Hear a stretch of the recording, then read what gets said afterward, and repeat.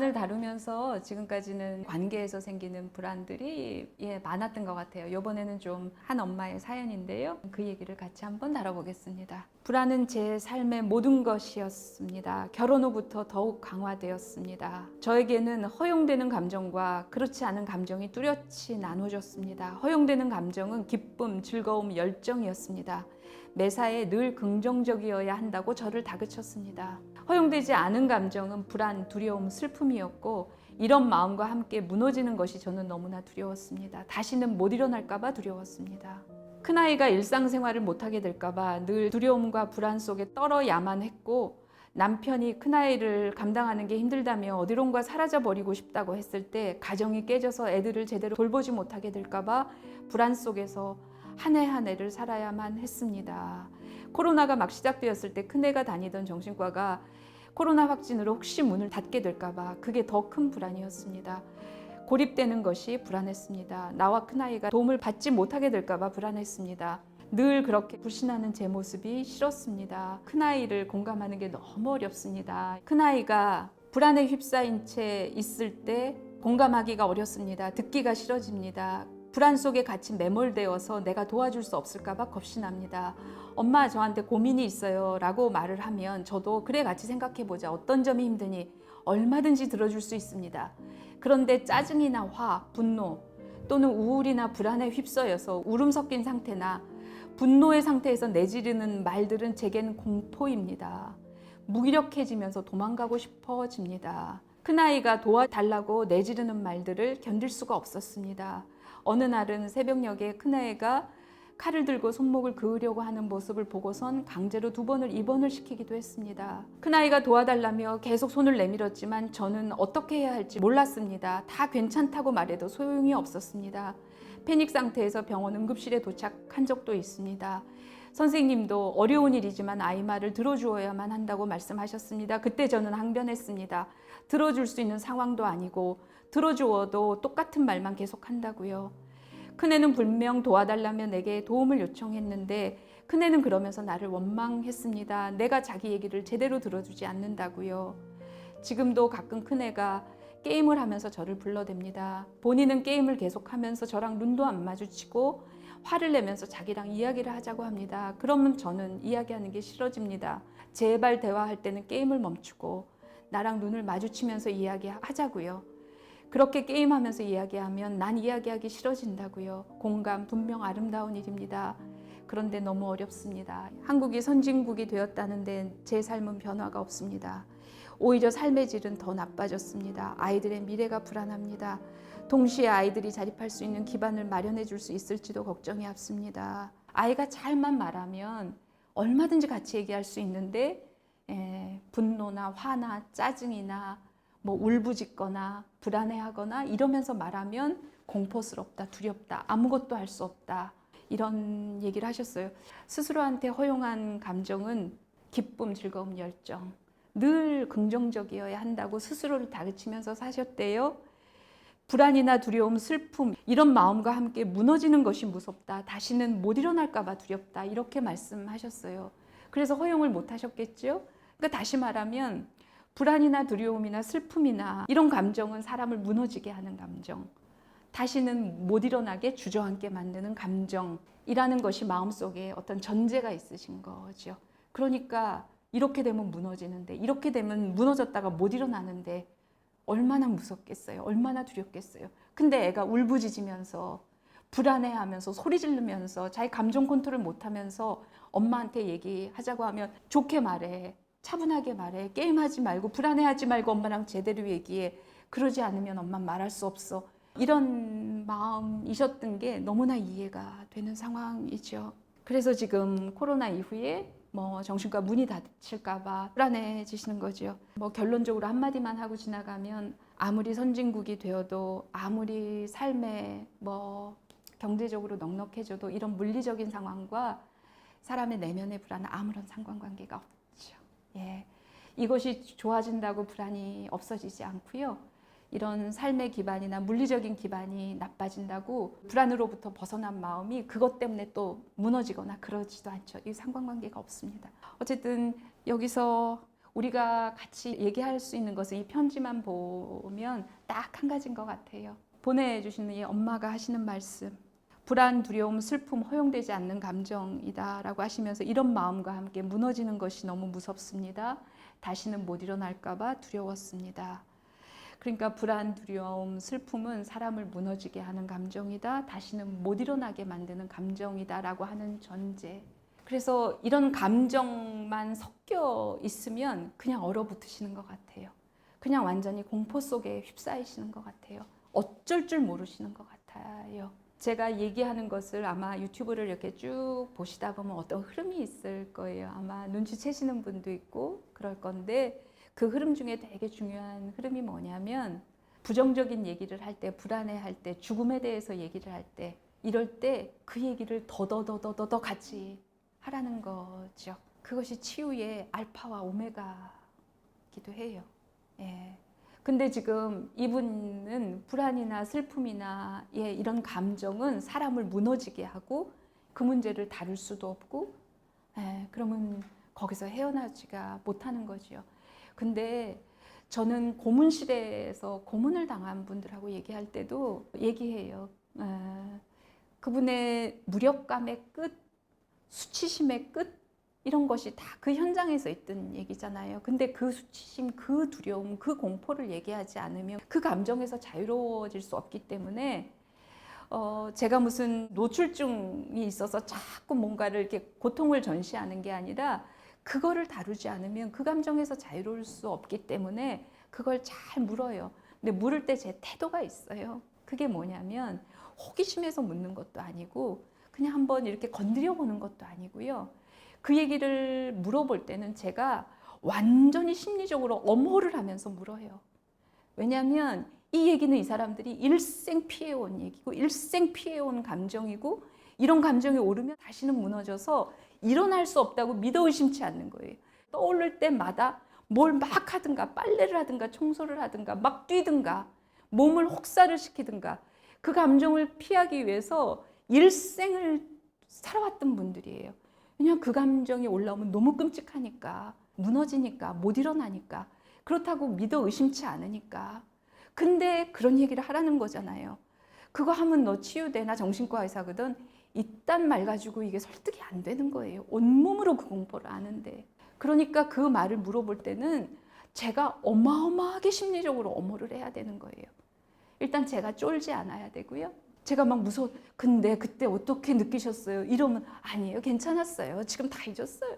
이러죠. 누울 때를 보고 다리를 뻗는 거예요. 저 사람이 불안해하는데 내가 뭘 믿고 이런 감정을 얘기해요. 진짜 무너지지 그러면. 예.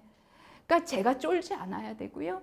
제가 그거에 대해서 이렇게 막 눈이 불안해지거나 회피하거나 그냥 조금만 뭐 하면 도망갈 태세를 취하거나 그런 모습이면 시작도 하면 안 돼요. 쫄지 않고 천천히 물어봐요. 처음부터 그런 건 아니었겠죠. 근데 이제는 알죠. 그 얘기를 해야 그 감정에서 벗어난다는 것을 너무나 잘 알기 때문에. 처음에는 두려웠던 순간이 있었겠죠. 저도. 생각도 안 나지만 그 순간이 있었을 거예요. 이러다 진짜 다 망치고 내가 감당도 못하고 완전히 비난당하거나 그럴 수도 그런 생각이 왜 없겠어요. 예. 어느 순간이 있었는데 그걸 넘어선 순간이 있었겠죠. 그래서 벌벌 떨면서 조금 다시 준비를 하고 다시 해보고 이러면서 여기서 벗어나는구나라는 걸 제가 확인을 했으니까 지금은 기억이 없을 만큼 아주 쫄지 않고 끝까지 물어볼 수 있죠. 그러면 제 안정감에 기대서 그분들이 혹시나 해서 얘기를 해요. 그 불안은 일생 도망치고 싶을 만큼 무서운 감정이기도 하지만 누가 들어만 줄 수 있다고 진짜 컨펌만 받으면 어떤 얘기보다도 그 얘기를 하고 싶고 거기서 빠져나오고 싶은 감정이거든요. 그래서 그 두 가지 마음이 다 있다는 걸 아니까 두려움은 꽉 붙잡고 있으면서 그 말하고 싶은 욕구를 자극하는 거죠. 괜찮아, 괜찮아. 내가 다 감당할 수 있어. 이럴 때는 그때는 제가 막 뻥도 쳐요. 저는 이 분야에서 대한민국에서 제일 경험이 많아요. 어떤 얘기도 다 들을 수 있어요. 어떤 경우에도 선생님 무너지지 않아요. 제가 책임져요. 선생님을 못 믿겠으면 나를 믿고 얘기하세요. 막 이래요. 처음에는 뻥이었지만 지금은 뻥 아니에요. 그거는 잘난 척을 하기 위해서가 아니라 그 공포가 어떤 정도의 공포인지 아니까 정말 온몸에 체중을 다 실어서 그렇게 얘기하죠. 그렇게 엄호를 해놓고 묻죠. 근데 이제 지금은 개구리 시절이어서 이런 얘기를 하지만 지금 여러분들은 말하자면 올챙이 시절일 수 있어요. 저만큼 경험이 있지 않잖아요. 불안 옆에 딱 붙어서 불안을 얘기하면서 여기서 불안에서 자유로워지는 경험을 아직 해보신 적이 저만큼은 없을 거 아니에요. 그러니까 저는 충분히 이해해요. 이 두려움을. 그리고 우리는 다 이렇게 배웠어요. 사실은. 징징거리지 말고 슬픈 얘기 그런 거는 사람 무너지게 하고 뭔가 이렇게 돌려서 합리화해서 다시 좋은 쪽으로 마음을 돌리고 그렇게 밝게 사는 게 칭찬받고 인정받고 그럴수록 어른답고 그렇다고 늘 그것을 배워왔죠. 그러니까 당연히 이렇게 사는 거 맞아요. 저는 심리적 측면에서는 진짜 고문실의 끔찍한 얘기도 아주 구체적으로 묻고 듣고 또 엄호하면서 계속 묻거든요. 그래서 비참함, 수치심의 극단, 공포의 극단까지 얘기를 하게 하거든요. 근데 정말 우습게도 저는 영화 볼 때요, 칼로 찌르는 영화를 못 봐요. 물리적 버전에서는 총 쏘는 건 볼 수 있는데 칼로 직접 찌르는 거는 못 봐서 저희 남편이 영화를 보기 전에 딱 그걸 이렇게 먼저 봐요. 아니면 이 스토리를 보고 칼로 사람 죽이는 거는 안 나온다라는 걸 확인하면 같이 보자고 하고 그걸 확인하고 저는 봐요. 전쟁 영화다 무슨 깽이 나온다 이러면. 근데 처음에는 막 그랬는데 지금은 그런 게 나오면 그냥 혼자 조용히 눈을 감지요. 안 봐요. 아직도 그거는 못 견디겠어요. 그러니까 제가 물리적 영역에서 칼로 찌르는 건 못 보듯이 심리적인 측면에서의 이런 공포가 저는 있을 수 있다고 봐요. 저랑 종류가 다른 것이지 있을 수 있다고 봐요. 그렇지만 오늘 이 얘기를 듣고 하고 싶은 말은 그냥 그거 하나뿐이에요. 허용되지 않은 감정, 이런 감정은 무너지는 감정이다. 천만에만만해요. 그것에 끝까지 가면 거기서 헤어나올 수 있는 길이 바로 나와요.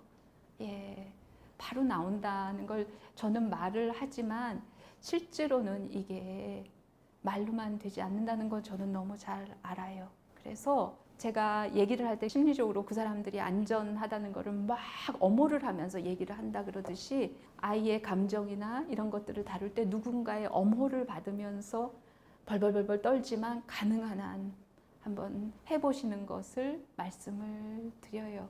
너무 힘드니까 옆에서 도움을 받으면서 하셨으면 좋겠다는 생각이 들어요. 그리고 두 번째는 슬픔, 두려움, 공포 이런 것들이 이렇게 사람을 무너지게 하는 거다. 이거는 못 일어난다라고 언제부터 이렇게 생각을 하셨는지, 어떤 경험 때문에 이런 결론을 마음속에 갖게 되셨는지 이것도 이유가 있을 것 같아요. 그 얘기도 사실은 물어보고 싶어요. 이렇게 되면 무너진다, 못 일어난다라고 생각하셨을 때는 또 이유가 있었을 거거든요. 그거 물어보고 싶어요. 그것 때문에, 그 경험 때문에 이렇게 과도하게 일반화가 돼서 아이는 징징거릴 수 있는데 불안할 수 있는데 지금 아이의 이런 불안도 엄마인데 지금 견딜 수가 없는 상황까지 이게 과도하게 일반화 되신 것 같거든요. 그럴 만한 이유들이 아마 개인적인 삶에 있었을 거라고 생각이 들어요.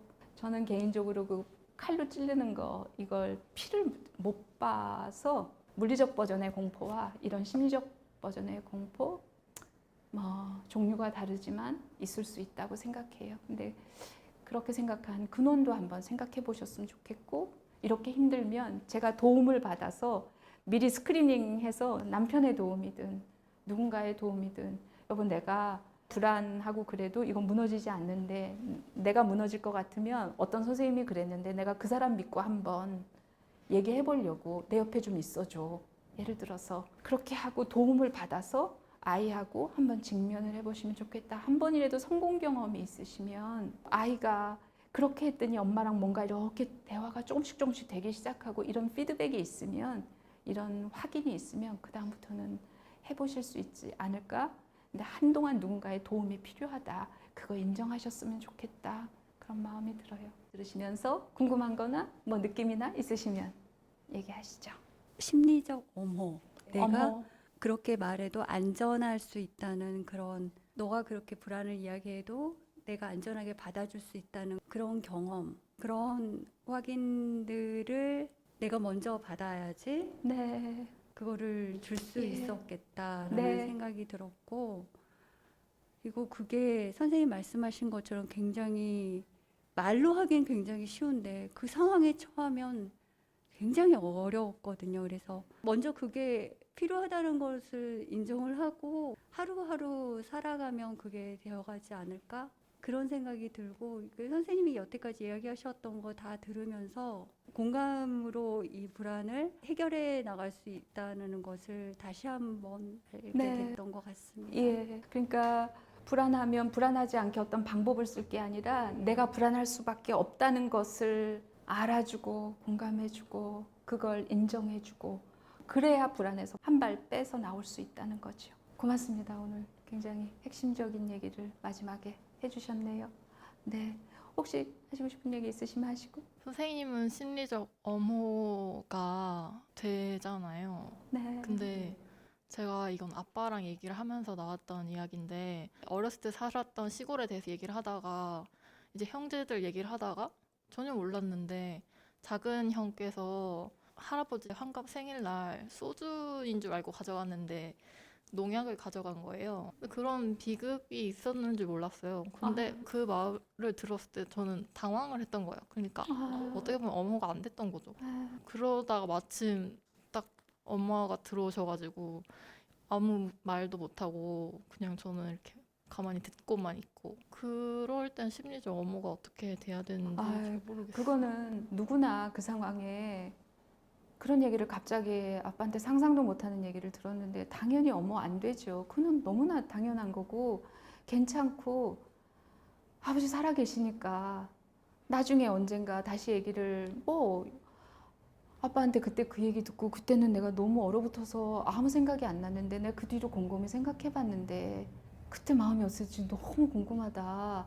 얘기 좀 더 듣고 싶다. 한마디만 하면 아빠가 막 얘기하죠. 절대로 얘기하면 안 된다고 생각하고 딸이 어리다고 생각하고 그랬을 건데 그 얘기를 꺼냈는데 며칠 후에 곰곰이 생각해봤는데 아빠가 정말 궁금하고 아빠한테 처음 들었는데 아빠가 그런 얘기 나한테 꺼내줘서 너무 고맙고 그냥 아빠 삶이 궁금해졌다. 한마디만 하면 그게 얼마나 안도감이 들고 그러면 끝도 없이 얘기를 하실 거예요. 왜냐하면 그 말이 이미 심리적인 엄호가 되니까 그럴 수가 없을 거라고 생각해서 평생 입 다물고 있으셨던 거죠. 그 한마디면 그게 엄호예요. 엄호가 힘이 세고 뭐 장비빨이 있어야 되고 그런 거 없어. 한마디만 하면 되는 거예요. 내가 궁금하다. 이런 얘기를 담담하게 할 수만 있으면 그게 어마어마한 엄호고 그 안에서 사람들은 안전하다는 느낌을 갖고 일생하지 못했던 얘기들을 하게 되죠. 그러면 그 다음에는 어떻게 무슨 얘기가 또 나올지 모르는데 어떻게 해야 되냐. 뭐 어떻게 할 거 없어요. 아빠 그러셨구나. 그런 삶을 사셨구나. 몰랐다. 그랬구나. 혹시 뭐 또 그때 그 다음엔 어땠는데 그래서 연상이 되는 게 있을 거 아니겠어요. 하나하나 궁금한 거 물어보면 되는 거죠. 그럼 아빠는 끝도 없이 얘기하실 거예요. 그 얘기를 누구한테 할 수 있었겠어.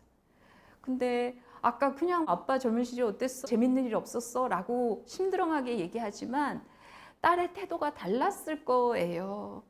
그러니까 그거는 안전하다고 느낌이 없으면 끊을 수 없는 얘기네.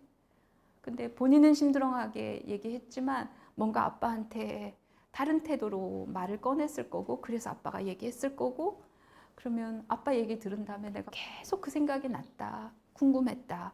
이러면 그냥 군단급, 사단급의 엄호가 작동하는 거나 마찬가지죠. 너무 잘했네요. 고맙습니다. 오늘 그러면 여기까지 하겠습니다.